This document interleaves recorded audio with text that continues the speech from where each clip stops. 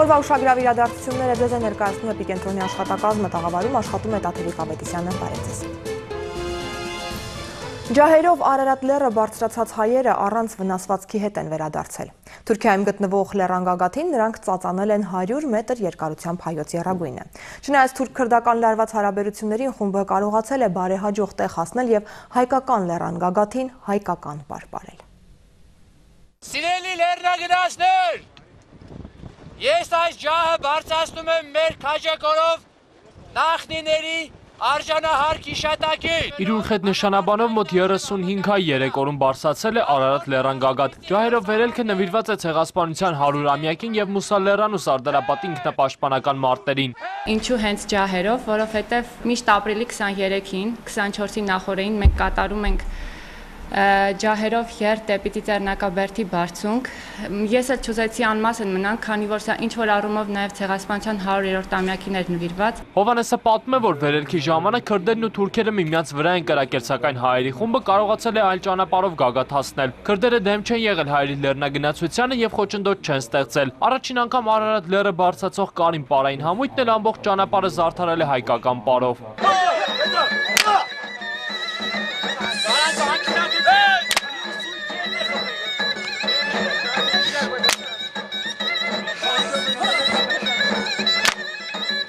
Երխուշտան գագաթին էլ ենք բարել, ամենակարևորը այդ ոգին էր, որ պորտկաց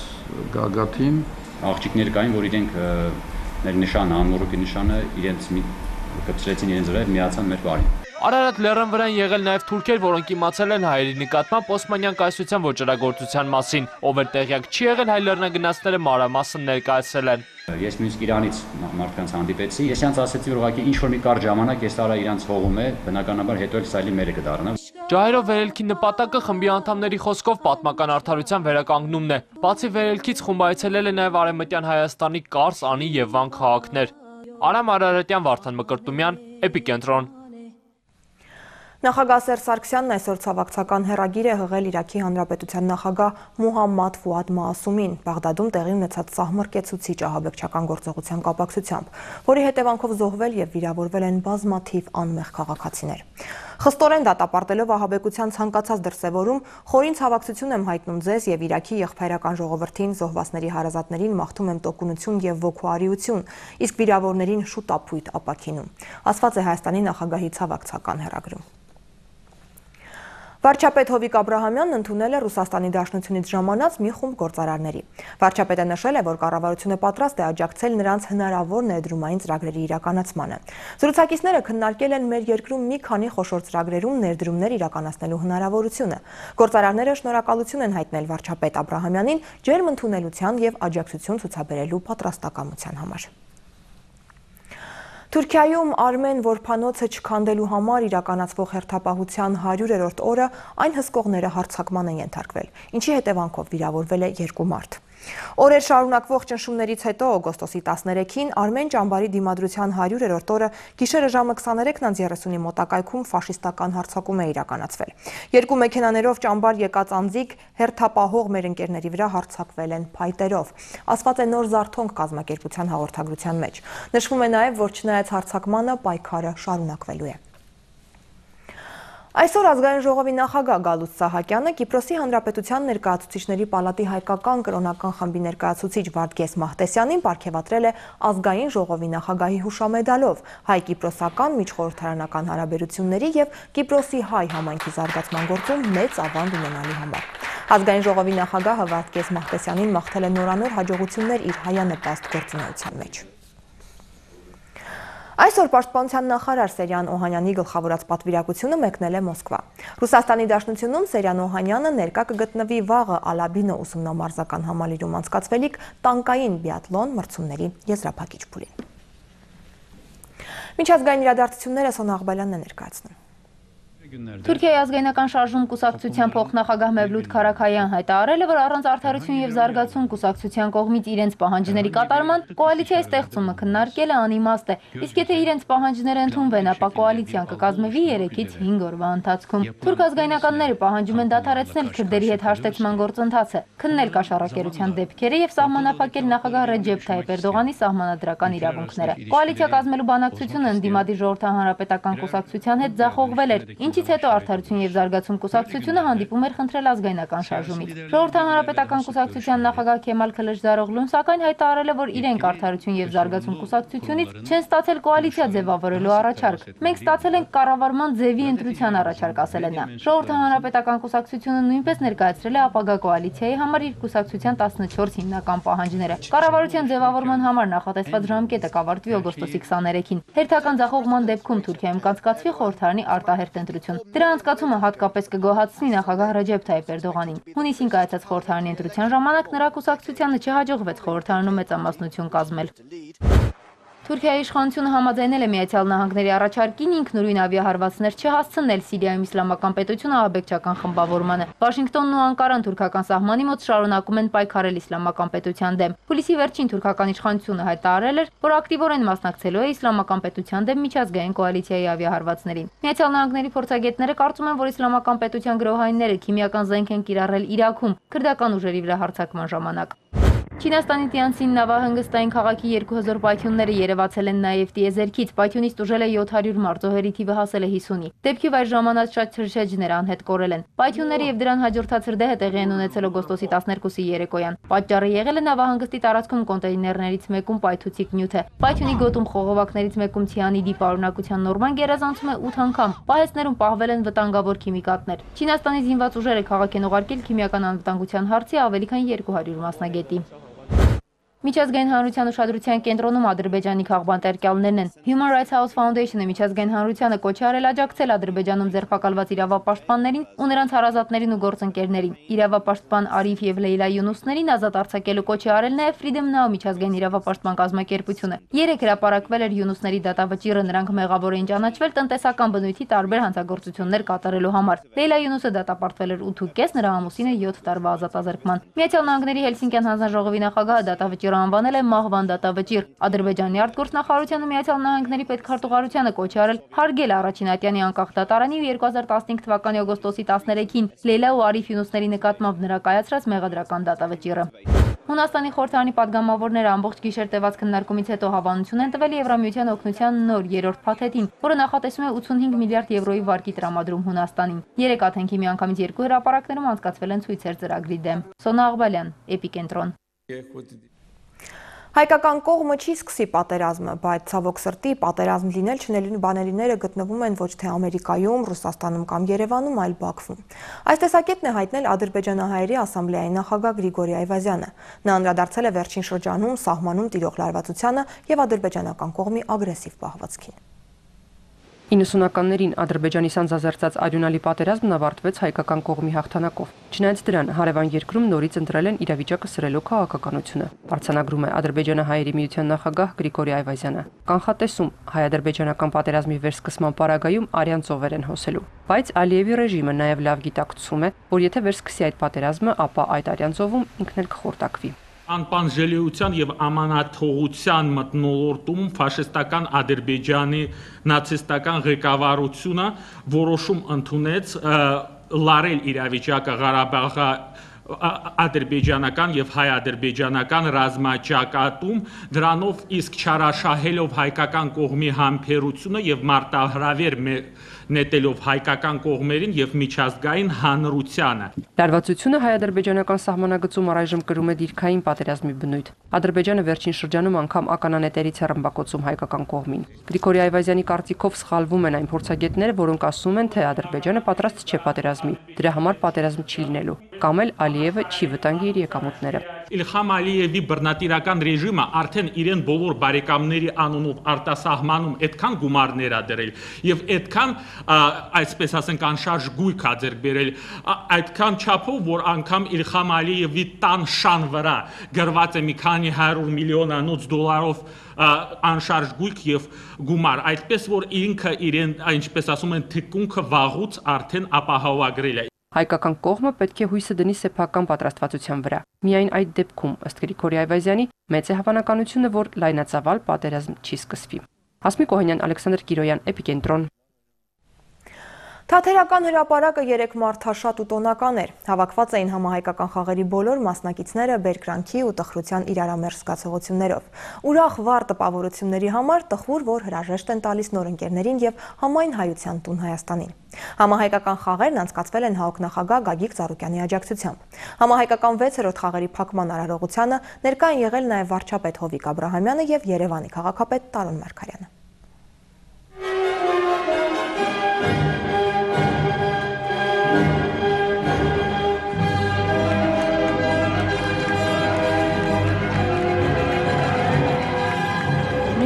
Սպորտով հենց այս նշանաբանի ներքո էլ անցկացվում են համահայկական խաղերը, որոնք իրենց մեջ պարունակում են Հայաստան, Արցախ, Սփյուռք գերամիասնությունն ու այդ գերամիասնության հզոր ուժը։ Օգոստոսի 13-ի երեկոն լի է ուրախության ու ջերմության կրքերով, միաժամանակ շաղախված տխրությամբ։ Ուրախ էին այս օրերին հայրենիքում զգացած ջերմության ու նոր ընկերների ձեռքբերման համար, տխուր, որ պատրաստվում են հեռանալ ու իրենց հետ տանել գեղեցիկ ու նվիրական հիշողությունները։ Համահայկական 6-րդ ամառային խաղերը այլևս պատմություն են։ Մի բանը հստակ է։ Համահայկական խաղերը ամբողջությամբ արդեն կրում են հայրենիք Արցախ Սփյուռք գերամիասնության խորհուրդը։ Այս խորհրդի կողքին համահայկական խաղերը նաև հայապահպանության նպատակ ունեն։ 1999, 2001, 2003, 2007, 2011 թվականների համահայկական խաղեր Երևանում, 2014-ի ձմեռային համահայկական խաղեր Ծաղկաձորում։ Հերթական 6-րդ խաղերը կրկին համայն հայության մայրաքաղաք Երևանում էին, որն իրականություն դարձավ բազմաթիվ աջակիցների ու առաջին հերթին Գագիկ Ծառուկյանի աջակցությամբ։ Այսօր հրաժեշտի պահին ես ուզում եմ եւս մեկ անգամ հիշել Արցախում Անտիլիասում եւ Վանալճում երամիասնության վարված հայկական ջահերի անցած պատմական ուղին եւ շնորհակալություն ասել Գագիկ Ծառուկյան հիմնադրամին այդ ծրագիրը ամբողջապես ֆինանսավորելու համար։ Ես ուզում եմ շնորհակալության հատուկ խոսք ասել բացման գեղեցիկ արարողության գլխավոր հովանավոր ամերիկահայ բարերար Ալբերտ Բոյաջյանին։ Ուզում եմ շնորհակալություն հայտնել ֆրանսահայ բարերար Հակոբ Կերմզյանին, Եգիպտահայ բարերար Վարդ Ալեքսանյանին, մեր պատմական հայրենիքի հարյուրավոր քաղաքացիների մասնակցությունն ապահովված Սասունցի Եփրեմ Բաղին, նաև մյուս հովանավորներին, որոնցից շատերը Հայաստանի Հանրապետության նախագահի հրամանագրերով արժանացան մեդալների եւ շնորհակալագրերի։ Երևանը հայտնի է իր հյուրընկալությամբ, բայց դուք հյուր չեք։ Քաղաքապետարանն արել է հնարավորը, որ վայելեք Երևանն ու նրա ջերմությունը։ Ողջունելով համահայկական 6-րդ խաղերի մասնակիցներին, ասում է Տարոն Մարգարյանը։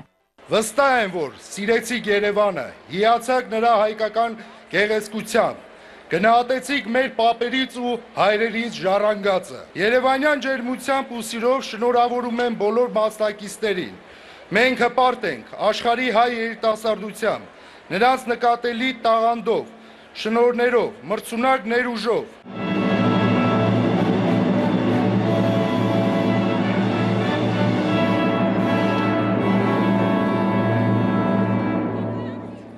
Վեցերորդ խաղերին մասնակցող մոտ 6000 հայ մարզիկ այս ընթացքում ուժերը չափեցին 17 մարզաձևում, 7 մարզաձևով շատ, քան նախորդ տարի։ Ֆուտբոլ, բասկետբոլ, վոլեյբոլ, ֆուտզալ, թենիս, շախմատ, բադմինտոն, լող, թեթև ատլետիկա։ Ահա այն մարզաձևերը, որոնց շուրջ 15 օր եռացին սպորտային կրքերը։ Հայտնի դարձավ նաև համահայկական խաղերին մասնակցող ամենագեղեցիկ հայհու անունը։ Հատուկ մրցանակների հանձնման պատիվը վարչապետինն է։ Հաղթել ենք բոլորս, քանի որ այս խաղերը մեր միասնության իրական ապացույցն ու դրսևորումն են, ասում է Հովիկ Աբրահամյանը։ Իմ խորին համոզմամբ համահայկական խաղերի ամենակարևոր ձեռքբերումը մեր ժողովրդի հազարավոր զավակների մեկտեղումն է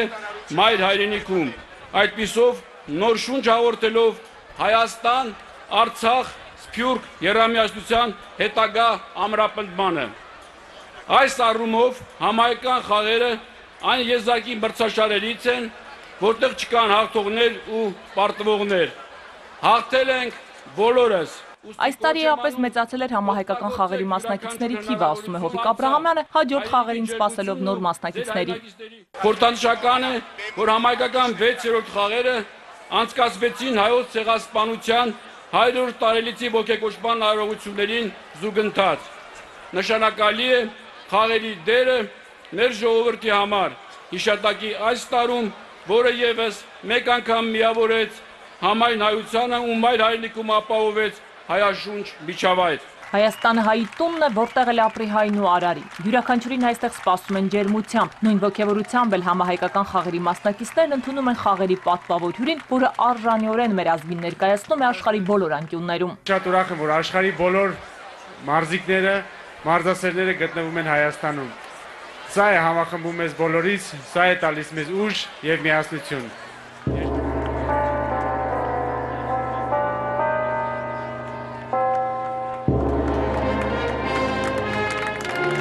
Այլևս պատմություն է համահայկական 6-րդ ամառային խաղերը։ Դրա վկան համահայկական խաղերի դրոշը ի պահ է տրվում Երևանի պատմության թանգարանին մինչև 7-րդ խաղերի անցկացում։ Քրիստինե Սուքեսյան, Էպիկենտրոն։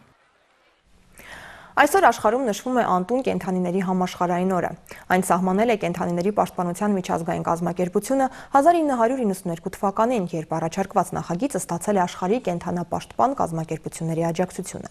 Որոշվել է, որ օգոստոսի ամեն 3-րդ շաբաթը նվիրված է լինելու անտուն կենդանիներին։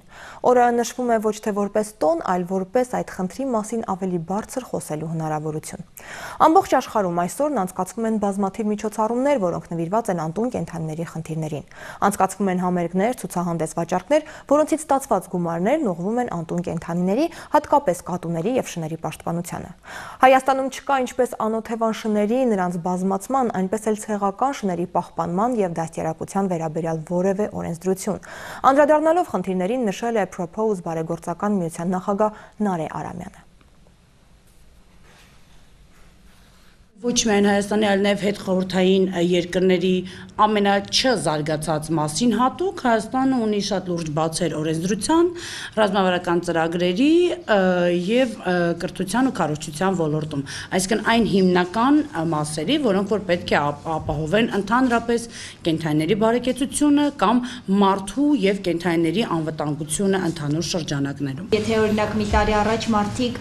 հազանգում են ուղղակի ասում են եկեք կենդանուն տարեք, հիմա զանգում են, ասում են դուք բուժեք, ստրջացրեք, մենք կպահենք բակերում, դա մեր ամենամեծ նպատակն է այս պահին, քանի որ մենք ցանկանում ենք, որպեսզի ստրջացված կենդանիներ լինեն բակերում, որը կխթանի, որպեսզի անտուն կենդանիների քանակը չավելանա եւ կենդանիներ լինեն առողջ եւ մարդկանց հետ համերաշխ։ Ջերմաստիճանը Հայաստանում առաջիկա օրերին կհասնի 40-ից 41 աստիճան, ամենաշոգը կլինի Սյունիքի հովտային գոտիներում, մասնավորապես Մեղրիի եւ Ագարակի հատվածում, որտեղ օդի ջերմաստիճանը կբարձրանա մինչև 42 աստիճան։ Իսկ ամենազովը կլինի Լոռիում, Շիրակում, Գեղարքունիքում եւ Վայոց ձորի լեռնային հատվածներում։ Թեև այդ շրջաններում նույնպես այս օրերին գրանցվել է բարձր ջերմաստիճան։